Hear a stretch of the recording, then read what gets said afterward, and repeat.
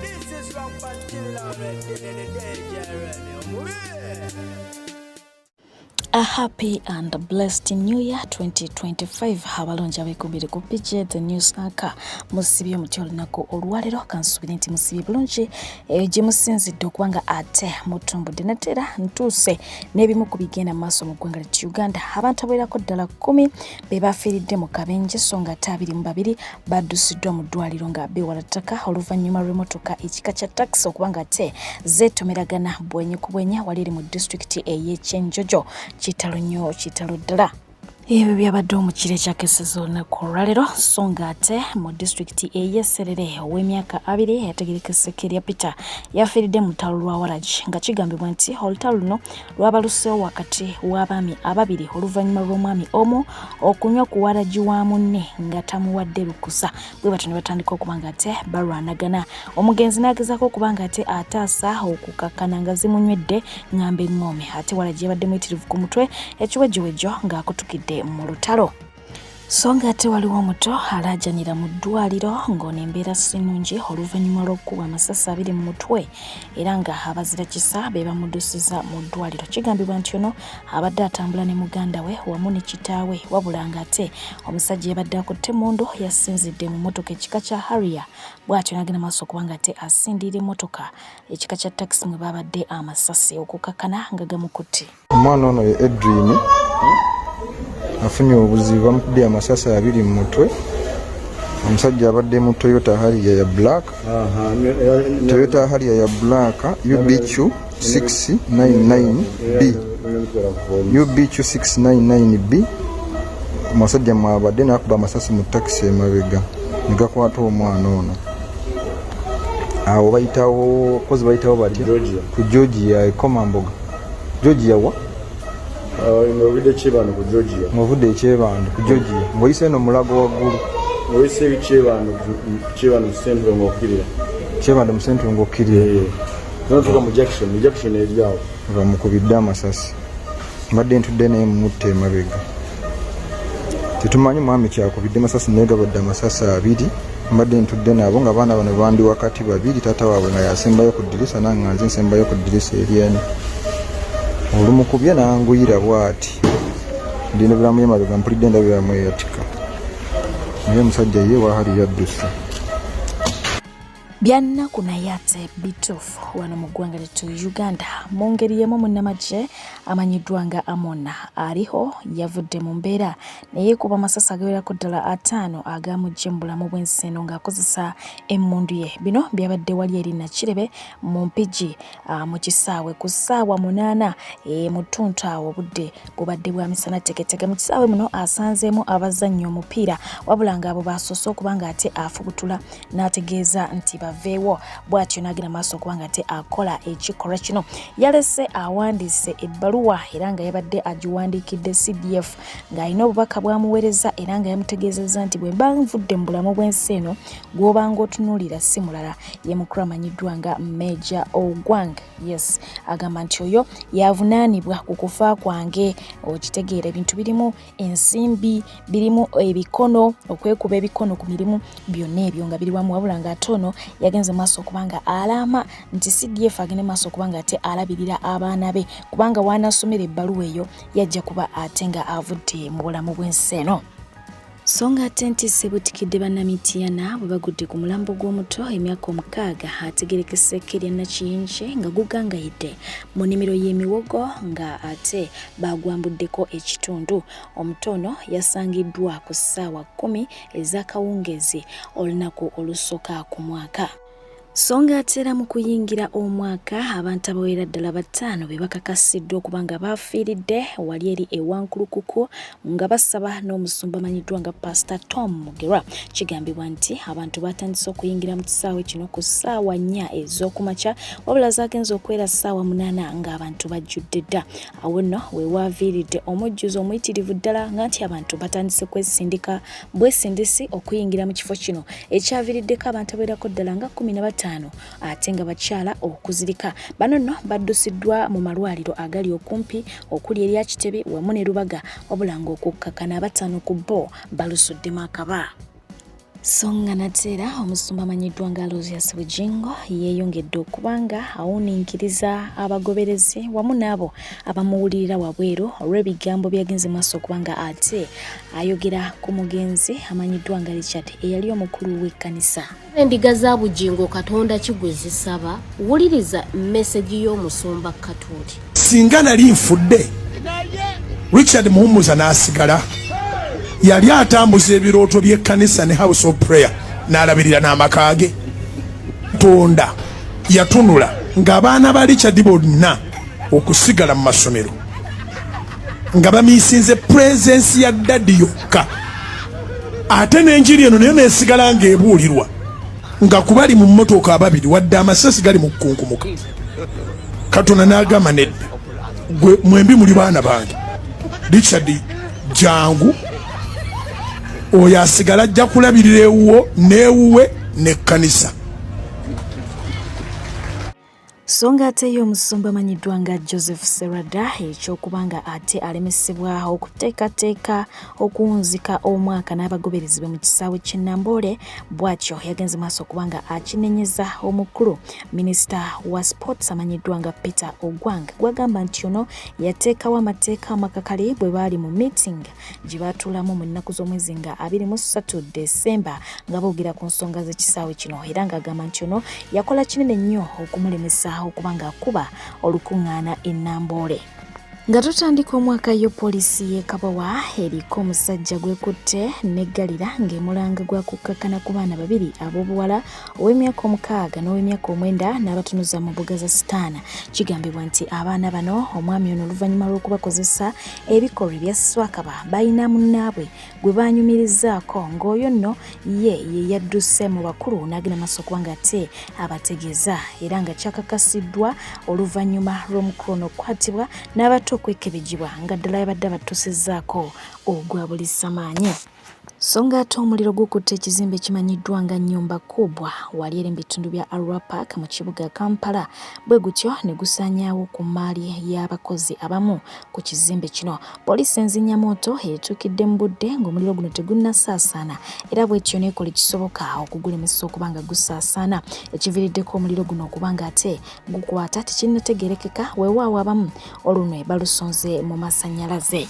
Songa ate babeetaba mu mukwano gw'ebikokojjo mu ggwanga lya United States of America bw'abakeredde dda oluvannyuma lw'omukulembeze w'eggwanga lino Donald Trump okuvaayo n'ategeeza nti abo baakusosolebwa okutuuka ku kisembayo, era nga alina emirimu gy'enkizo gye yagenze maaso okubanga ate amenya omuli amalwaliro, omuli amagye, masomero n'ebirala, nti tebajja kubanga ate baweebwa emirimu. Oba okiwulidde ekyo. Naye ng'ate era mu ngeri y'emu y'omukulembeze w'eggwanga Uganda Yoweri Kaguta Museveni bw'atyo yagenze dda mu maaso okubanga asazaamu enkolagana y'eggwanga lya Uganda n'eggwanga lya United States of America, era ng'ono yasayininze okubanga ate yeeyunga ku BRICS. Kaakati ziweredde ddala ensi 8 ezigenda okubanga ate zikwatagana n'eggwanga erikulemberwa omukulu amanyiddwa nga Putin erya Russia. Eyo nno nga gye tugenda okubanga ate tutandika okufuna obuyambi. Ebyo nnongerako nga te nyongera okubaako omukulu gw'enkutuusaako abikulambulire bulungi mu vidiyo yaffe enaddako inshallah osobola okuba nga te obinnyonnyoka.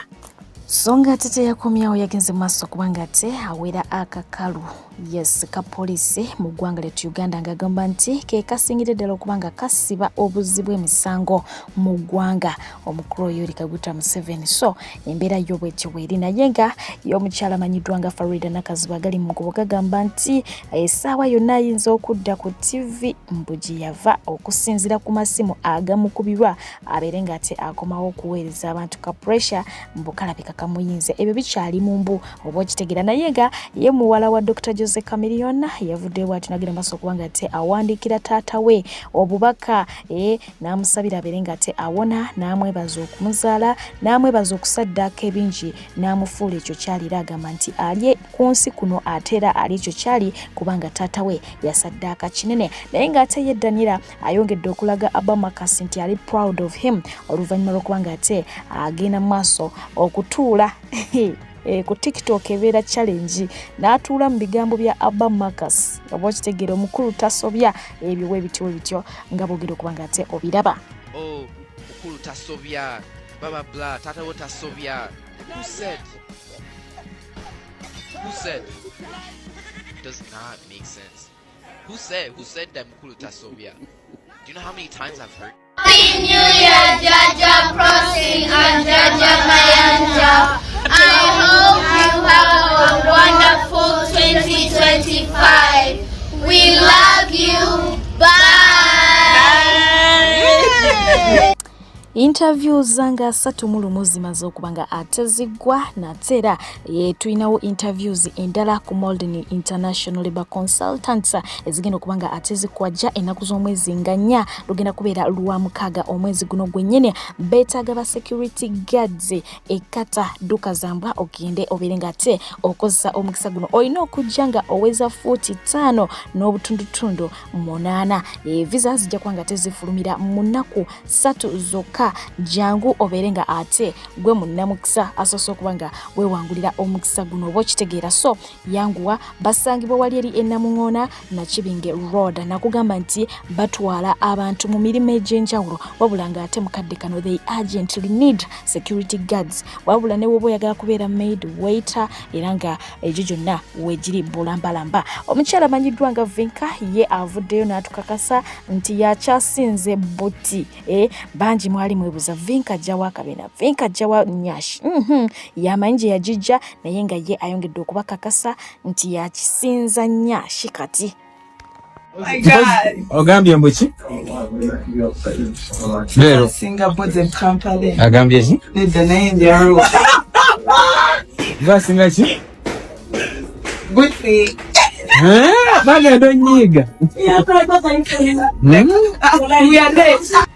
bulambalamba Jevik wetyo wetunula yes tuli awo ku Post Bank nakugamba nga wakayitako katono ku kidde nabwero tusangibwa Nasana era nga bwolengera basi yakubyeko bannaffe bagenze kubanga ate befunira polotsi zaabwe tukwata estates ntuzisalasala ate munange ziggwawo lwa buwomi era lwe tuba tugenda okusala oba tuba tugenda okugaba tukuŋŋaanira ku office ne tusimbula omulundi gumu nga bwokola ki nga bwokirengera nakugamba nti tuyina poloti okutandikira ddala ku miliyoni 2 ate n'okweyongerayo tuyina ez'ebyapa tuyina n'ez'endagaano so mukwano jangu ofuuke landiroodiwo jangu mukwano ezo zonna z'olengera bazitwala era abo bonna b'olengera Costa besomba ba clients baze kubanga ate befunira poloti zaabwe kakati g'olinda ki jangu bunnambiro ate naawe ogende mu maaso kubanga ate weefunira ettaka naga nti tukyusa n'ebyapa naddala nga wagula ettaka ekyapa noba nga tunakikyusa oba ofunyemu obuzibuzibu ebyo nabyo tubikwasaganya so mukwano tolonzalonza va mu tulo guno omwaka gwakola ki gwakugenda mu maaso tuzeyoko mu nkuuka yes enono yaliwo nga esibula omwaka ereeberawo buli mwaka wabula ng'oyo mukulu amanyiddwa nga Honorable Joel Ssenyonyi bakulaga nti alina respect eri abalala bw'aba abuuza omuntu ayimirirako ate n'ab'ebitiibwa by'abaabuuza nabo ne bayimirirako nga bakola ki bamubuuza wabula we yatuuse ku mukulu amanyiddwa nga Honorable Mathias Mpuuga ye yasigadde mu katebe ke ng'atudde kye bagamba nti eno sayini si ya bwampisa naddala mu Bwakabaka obwa Buganda weewaawo omuntu yayiri muyitirivu ddala era nga ndowooza eno ye gundi ekyasingidde ddala kyekivulo ekikyasingidde ddala kubanga ate kibeera ekyamaanyi mu byafaayo by'eggwanga lya Uganda kyekisingira ddala kubanga ate kipuulinga crowds oba okitegeera abantu baba bayitirivu nga bw'okiwulira naye nga omukulu amanyiddwa nga Charles Peter Mayiga abantu balabyemu kaawo ku mbeera ey'okumuyisaamuko kuki ku gengege babagamba Katikkiro babagamba terino mwamufaako Katikkiro terino omwamufaako abaana baagala Kabaka uyo atuuka etwagala Kabaka yaliwa Katikkiro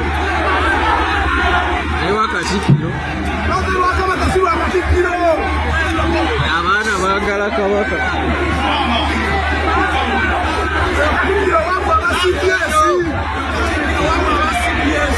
abaana baagala Kabaka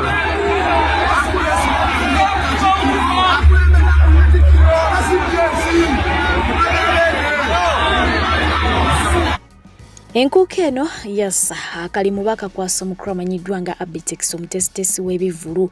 Oyo nno ye mukulu amanyiddwa nga King Saha awo nno nga yabadde atuuka ku stage era nga bw'olengera emikono gy'abantu bwe giri waggulu okitegeera nga bagezaako okuba nga ate bamwaniriza naye nga muka introduction omukulu amanyiddwa nga Bebe Kuli yabadde ku stage ne bamugamba nti mukwano akaddeko kaweddeyo kadde ka kabaka kubanga ate atuuka ku stage Bebe Kuli ate naye n'ategeeza abantu nti bannange ngenda kubanga mbasibulira wano kabaka akolaki atuuse yalowoozezza kabaka nnyinimu beene kubanga bamugambye kabaka kumbe bategeeza kabaka King Saha oba kitegeera naye we yategedde nti ye King Saha ate n'amala n'akolaki n'addayo ku stage naye nga wano wabaddewo comparison mu bantu nga bageraageranya Bebe Cool watu yazadduka emisinde miyitirivu naye nga emikono gy'abantu tegyabadde gy'amaanyi nnyo nga era bw'olengera okugezaako kubanga ate bamwaniriza n'endulu yabadde wansi mukko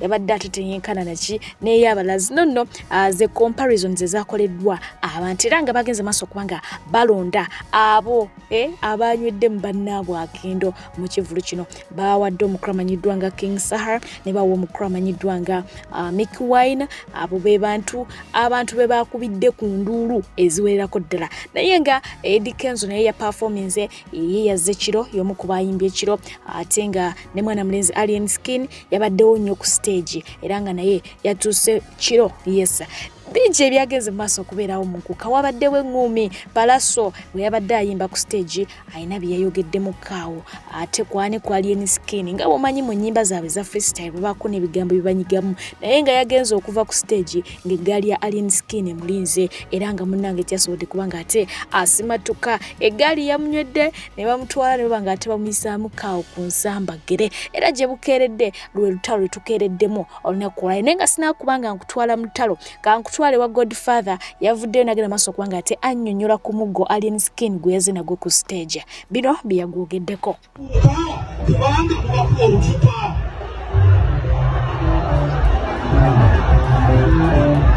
mulekeraawo buladi nja kulagira bakujjewo nkiddamu nja kulagira bakujjewo bw'obadde okulira ekyo nja kulagira abasekere bakujjewo muleke Mwalabye akati Alien Skin ke yayingidde nako enkuuka akati ak'obulimi obubiri ke bayita makabyo mu Luganda bakayita makabyo nga ka bulimi bubiri bwekati nga akati ako wakati waliwo akantu ke bazingiddewo akantu ako ke bazingiddewo nga kalimu akasumbi akayiseemu waggulu bw'oba wabadde tosobola kujjako Alien Skin muti ogwo wabadde tolina kyosobola kukola ng'ayimba ogwo bayita omuchwezi teri system ya defense singa y'abachwezi wano ku lukalu lwa Uganda kabempe wochi teri system ya security esinga y'abachwezi mu sente mu kibyo nabisobola okugaana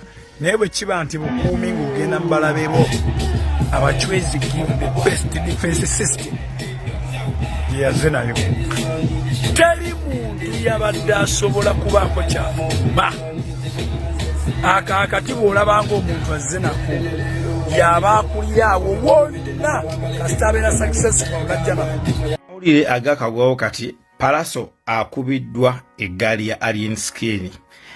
Pallaso bamusazeewo ku stage ku Mpere Festival badde ali mu kuperforminga Alien Skin n'ayingirawo era ne bamusalako ku stage akacyankalano ne katandika. Pallaso awalizibwa okuva ku stage akkirira agende naye Pallaso ayisibwa bubi nnyo wansi awo abavubuka badde bangi nnyo bamusazeeko ne bamukubayira Pallaso ne bamusindikiza paka wayingidde mu mmotoka ye ne bamuddusa kati wanene Alien Skin olumbye level zo eyo gye bayita Mayanja family ogambye twagala kumanya nti eno family bagiyita batya kati olumbye level zo kati wajja gunaggwera naye ng'oyo Pallaso gw'olumbye nchuwa n'ekiro kya leero ajja kusalako nchuwa n'ekiro kya leero Pallaso ajja kusalako ewaka ewo mpozi weepime oleme kusulayo naye nga kyemmanyiiko Pallaso ajja kusalako. Pallaso twagamba waneeno nga gw'owooza nti omusajja oyo akutte ku bageto youth bangi nnyo sebo abageto youth omusajja baakutteko bebo nno abakugajambudde beba bageto yuti bewagamba bakutteko bazimbye abaana bajje ku street kati nno beba abaana abakusazeeko abadde baagala okusubya obulamu bw'ensi buneeno. Nvumirirwa ekikolo kikoleddwa ku Pallaso muyimbi wa ggwanga era Pallaso abadde asobola okufuna obuzibu awo oba onfuna ekintu kyonna kyemanyiko ku Mayanja family tebitera kuggwa oyo Pallaso muyaye munnammwe gwe mulumbye.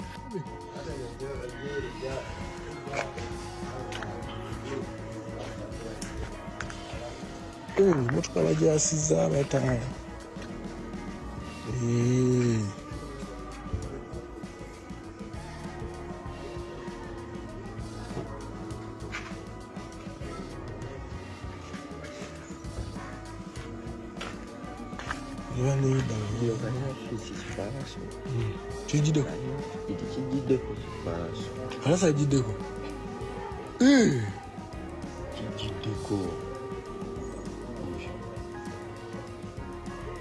Wow.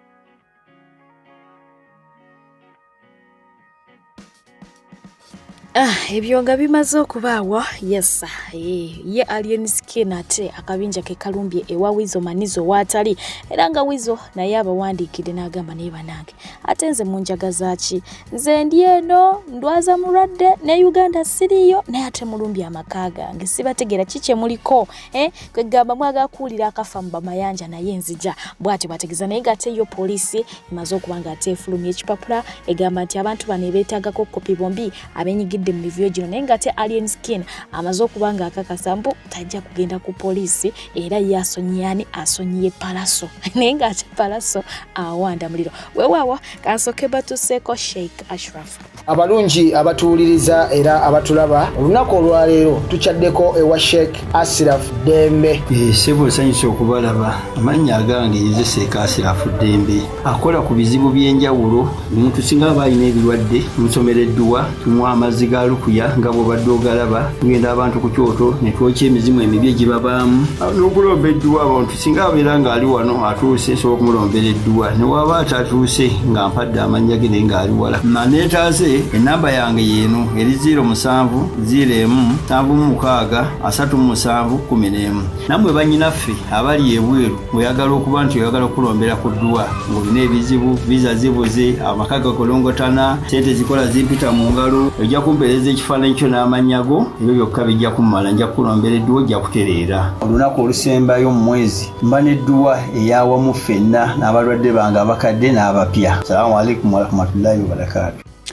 Pallaso ng'amaze ebyo yagenze n'awandiika n'agamba nti just as a warning please 2024 was enough for these flags. Let me see a nigger wave a flag again, you gonna swallow it. Bwati bwe yabategeeza nigga flag gyayogerako eya green yeya fangoni kasasiro yayinako mu 2024 gwanaalaba ng'awubaka flag ako agenda mulitira okuba ng'ate akamira naye ng'ate mwana mulenzi amanyiddwa nga Waikibenda yavuddeyo n'agamba nti buli kye munoonya mujja kukifuna baganda bange. If you don't know when to stop and protect yourself and loved ones, it will always end in them losing you, and that's an assurance. The name of the game is who collects the most bag eya sente, not who looks the toughest.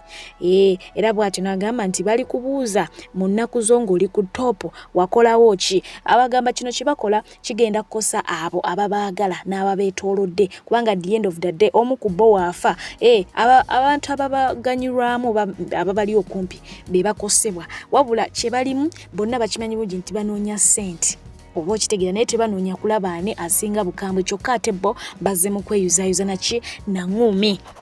Yenno omukulu amanyiddwa nga Balaam, minisita w'abaana n'abavubuka avuddeyo nga mukambwe ddala n'agamba nti nze nga promota era nga nkiikiridde ne agencies endala nnyingi eziteeka mu bayimbi ssente tetugenda kubanga ate tugumiikiriza kasasiro ono okubanga mweswazaswaza mbu mwateekawo bigangs ebyo tetubyagala ffe tetwagala violence tetwagala bantu bakubagana oba okitegeera era n'agamba nti buli aneenyigira mu mivu egifaananako bwe giti ogenda kubanga totegekebwa bwe tuba tutegese ebivulu tojja kubaayo bwe tuba tutegese laali zaffe tojja kubaayo tetujja kuteekamu okumala ebbanga lya myezi nga 6 nga gwe tukubuusa amaaso kubanga amazima gali nti twetaaga empisa mu art sector naye mukola ki mujoonoona n'emivuyo gyammwe.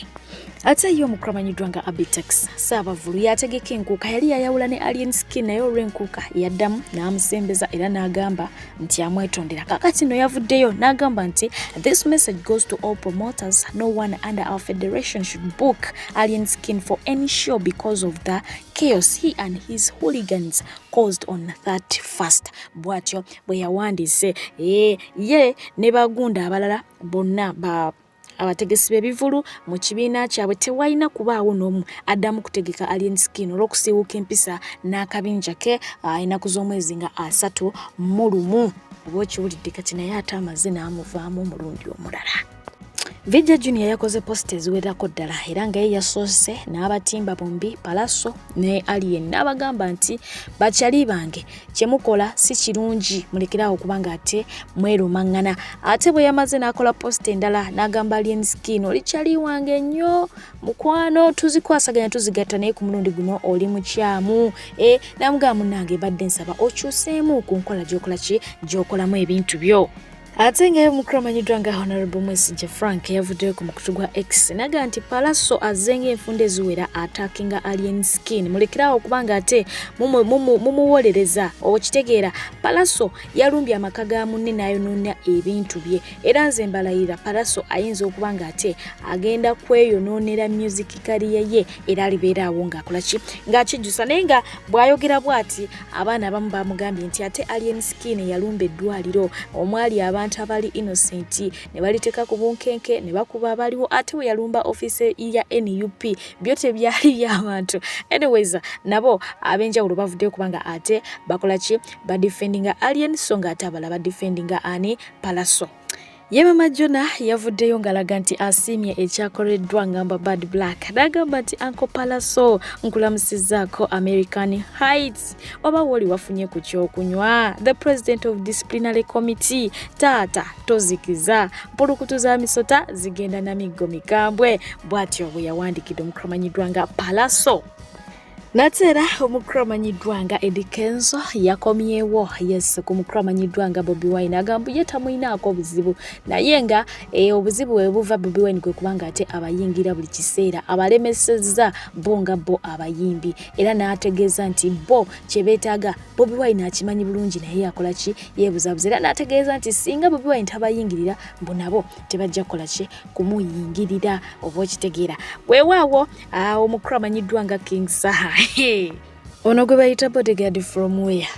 Yavuddeyo namugamba nti Kenzo oli kyali wange, oli brother wange, naye mukwano nkulabula weewale Bobi Wine okumuteeka mu bibuuzi byebyo ebiri bogus.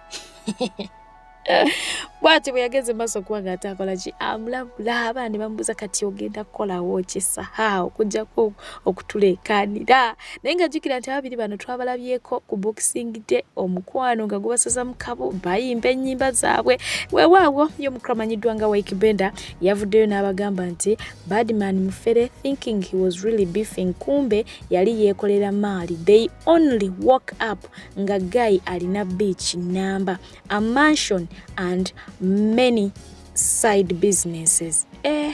Mwe mudde mu bikonde bwe bali kubuuza kano kagambo ke kati bali kubuuza wakolamu ki mu budde bwo. Okitekedde agamba nti Bobi Wine mufere yali yeekolera maali nga mwe mulowooza abaliko okumbe. Bye bigambo binaye nga mwana mulenzi amanyiddwa nga MC Katsi yavuddeyo naye n'agira maaso kubanga ate ayambalira Bobi Wine. Yayambalidde Bobi Wine n'abaako bye yayisizaawo awo byengena okuba nga ate nkuba weewulirirako ate oluvannyuma tweyongereyo. Bobi obulemi nga ffe mwendo ngo tugitunze naye gwe wasooka otutunda. Bwayingira Parliament tewatuyamba wali ku bibyo. Kati ate gwe wafuna akasuwa akalala akaleeta ssente ffe n'otuleka eno gavumenti etandika otulabiriza. Netandika otuteekako obuntuntu wala nso tuyingiramu. Ate gwe wali comfortable. Kamiri bwe yajja okusaba kaadi ayingire eyo kuba mwali mwazirunda mwali babiri. Naye ate n'omukuba ekikono. MC Katsi yayogedde biyitirivu ebyonkuwaddeko bitonotono. Yes, naye nga omukulu amanyiddwa nga DJ Nimrod yavuddeyo nti my first post this year goes out to MC Katsi. Thank you for the reply ku Bobi Wine. I want a year where we support each other rather than criticizing those that put bread on our table, regardless where it comes from. 2025. MC Katsi, you're my best friend. But we am Gambia. Wabula ngate ye Eddie Kenzo yavuddeyo n'amusiima n'amugamba nti mukwano muganda wange webale nnyo webalire ddala n'agamba nti webbango bw'otamwemukira ate saagala otya ebigambo nanti tebikola ki tebigula mata era n'agamba ne Nimrod nti big up olwa post eyo gye yakoze ng'atendereza omukulu amanyiddwa nga MC Katsa. Okitegeera kakati they are 3 on 1 obategedde awo oba okategedde.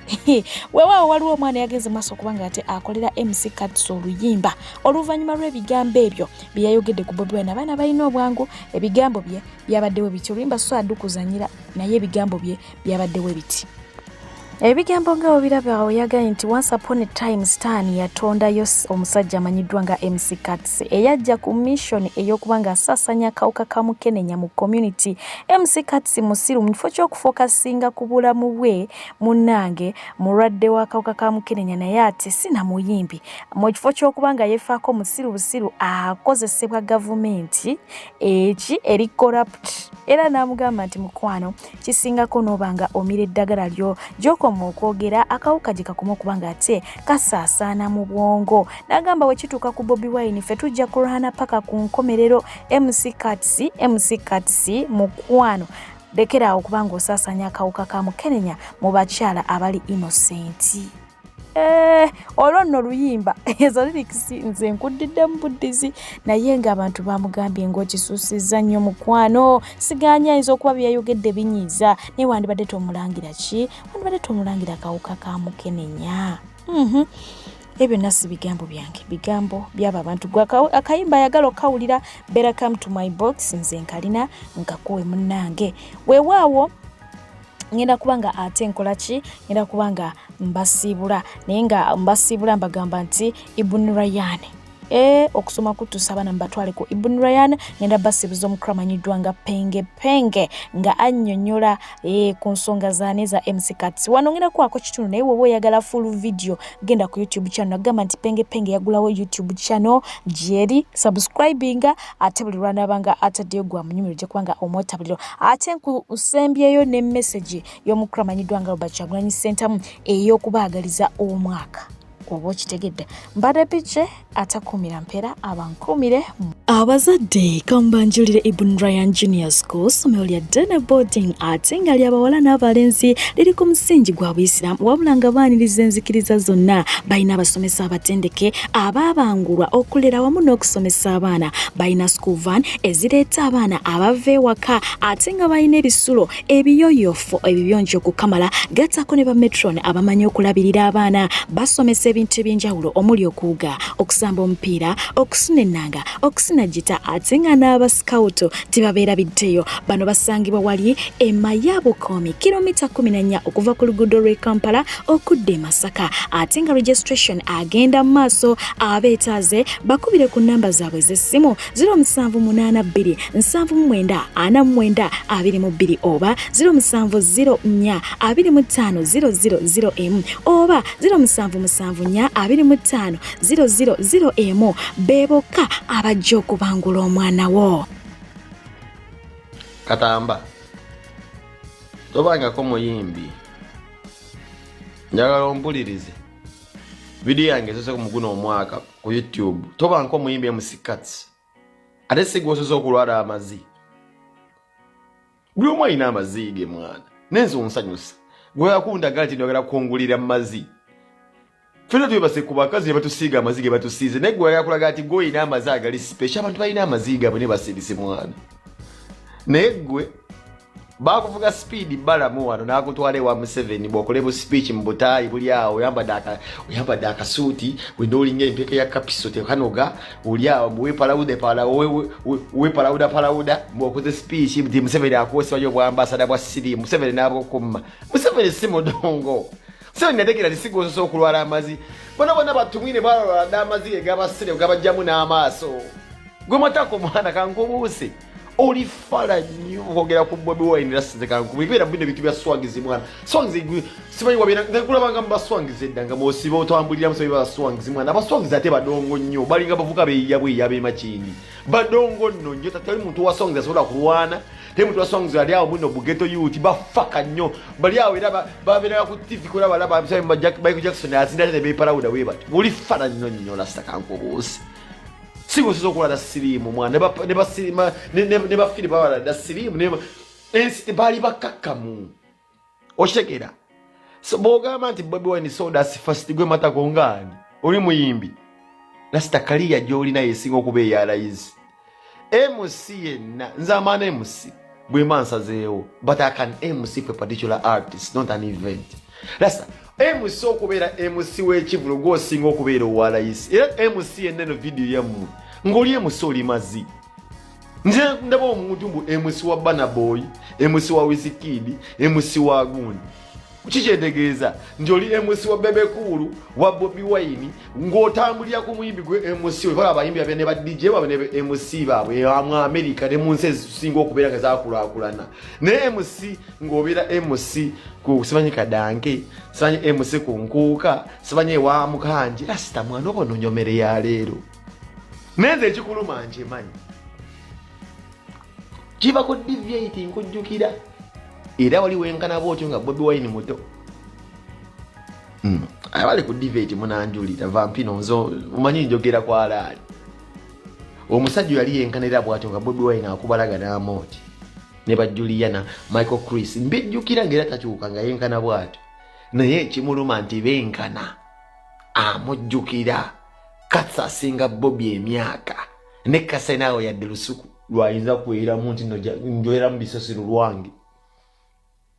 Bino bibeerawo ne guno omwaka mupya tuwingidde mwaka mupya osobola okwerwanako n'osobola okubeera nga weekulaakulanya n'obeera the next Bobi Wine oba n'omusinga nako topinga ate gweyogerera abayimbi nga ndasitabeera ku TV bw'obwekidongo ofuna musente zigula zikapiso bw'oli mulwadde w'amazi beera ku bulediyo bw'obeera mu gundi amalibiyero buutu ebiira nga byeso mpaadi zero bipaliga tebikutuuka nasitabeera eyo gy'omyukira obumone bubeera ng'ettako lya kimpanzi. Bobi Wine mulalamu nze actually buno omwaka mugende empola kontena zigenda banyigirayo mu Bobi Wine soda simukulunga bereyo machi ne muswangizi babanga badongo ngabera ze balabazi MTV balaba bya TV nenga ku street siba igwezi togeza kumanyira muntu weka mocha sate machi ne mwabadaga badongo mbuli muswangizi ebyo ekidongo ebyo mu microlozi olingana amazi mbosimanyi mbonze kemusika so wafuna amaziga rais toina mumba joinza kusereinza kuwonya bala mwakutute wa Museveni mbofuka ambasada w'abalwadde b'amazzi kuki Museveni mugezi Museveni ashimanyi ne abasajja be abasooka bambeeraga ku kiro balwala amazzi ne gabajjamu n'amaaso batumwini mbugojo ofuka ambasada obwavu buguluma bukujeyo n'omunio omanyire Bobi Wine gwe wetereze muzeeyi ulira tobangako topu wesite era tolibeera lasito ogenda kufa bw'otyo ng'oli munaku omutima katambo ogenda kufa oli munaku omutima kati olabye waggulawo byenda baawo kisinga abakazi abali desperate ebyo by'osobola okukola waliwo wasiga fiya amazi n'abeera ng'atambula ali awo talina kyakukola ali mu lihabu ebintu byamusobera yafunawo ku musajja omunayigeriya agenda okumuwasa n'omusajja omusibanya omutuyiga yadde agenda okumuwasa n'omuwugula era fiya gy'oli yenna gw'omanyi nyoka amazi tawankana n'ensi kyekyo ky'osanga okwagala omusajja omunaku ng'alina amazi g'ennyanja amazi wagajja ku mwalo mbugomanyire Bobi Wine muzeeyi mbu Bobi Wine soda asiwe yamutaso gwe Bobi Wine bw'obwagala kwogerera abayimbi obanko muyimbi tokola tomanyi bavuga kigwe bakuba kivuga tokola nko ku beat Bobi Wine soda sigwana mwepalawuda ne mweteka mu bintu by'ekidongo nti omuntu ayagala ku industry nga ne bwe musibuvaayo muno obusazi bwa siddi buvaayo gwe musi tujja kujja mu mbeera zammwe mwe musimwogere ku byammwe wuliriza kino kiralamu si gwasoza okubeera ng'oli mulwadde w'amazzi okategedde tujja kuddedda noonya emmumbu ewonya amazigo oba kabombo kebawa enkoko nga ziwadde mulalama gw'omanyi totumanyiira Museveni yakumma ssente bw'obeera ambasada ensi ndwadde nnyo don't seek sympathy in this naffe tuli balwadde tulina ebirwadde byaffe twabaka ku bakazi tujjamu empale ne gwewera kwepositioninga nti gwe musiriimu mweyagala okuzimbira kalina ani akusesa Bobi Wine wamuju nkimanyi bulungi era ojjukira ku Sabrina's ebiseera ebyo twali babiri era twavadda tuli basajja bakulu ne gwe tulaba atusinga obugagga atusinga tutumu atusinga okumanyika oyino kitegeera kino lasita ddamu bino mbu abanira tiibu mulimba South Africa opalawuda bumotoka awo olina okuba ne muzeeyi nkujjukiza tosobolerako ddala etolisobola Lucifer naebella nyoka amazi bakulisa omwaka omukadde bannange mwena mugukulike nembagaliza omwaka omupya ogujjudde ebirungi ogujjudde essanyu nenjagadde ne kano kagabaneko nammwe bw'obadde okimanyi nti nga omuyaga oba storm egenda kujja fe abantu tuyinza obutamanya kyova olaba nakyo disasters westyo zituyisa bubi fe abantu naye ensolo zirina sense eyo zimanya okugeza ente n'embogo zimanya nga wagenda kujja storm wagenda kujja omuyaga era neziddukirawo zikisensinga hours before endala zikisensinga days before ekyenjawulo nti ente bwemanya nti omuyaga gujja zidduka naye zidduka muyaga zidduka nga zidda mu opposite direction wabula ate embogo yo bwesensinga nga storm ejja yo embogo edduka ngedda mu direction storm gyevaamu netomeragana nayo ekyenjawulo kiri kitawano nti ente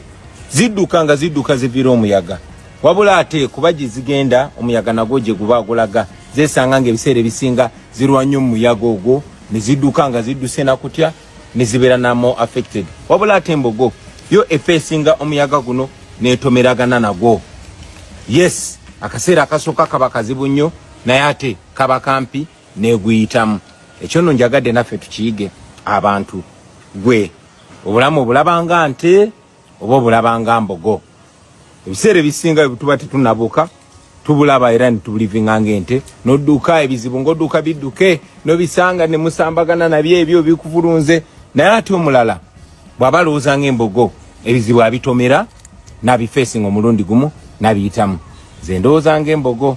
Njagadde naawe omwaka guno ogujja oluuze ng'embogo omanye nti okutya ffenna tuba nako, naye ekisinga okugonjola okutya kwe kugasimbagana n'okutya. Bw'oba ne fears, n'abazungu bagamba face your fears. So akalowoozo kange omwaka guno njagala bw'oba n'ebintu by'osinga okutya birowoozeeko obiwandike wansi. Oba otya kufa, oba otya kulemererwa, oba otya kukola loosi, kyonna biwandike wansi. Kati bw'obiwandika wansi oba ogasimbaganya nabe n'ogamba kino kyensinga okutya, trust me ojja kusala amagezi agakigonjola agayita. Mbagaliza omwaka omupya omulungi ogutaliimu kutya, ogulimu obuvumu. Mukama abeere nammwe.